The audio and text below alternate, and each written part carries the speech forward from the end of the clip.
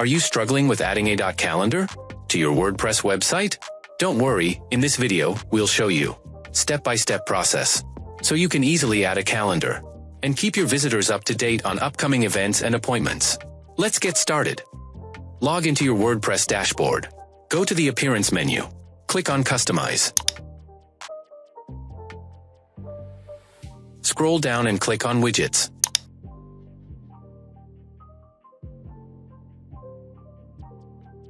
Click on the right sidebar. Click on the plus icon.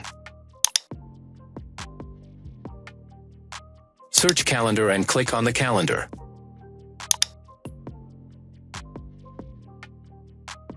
Click on the Publish button.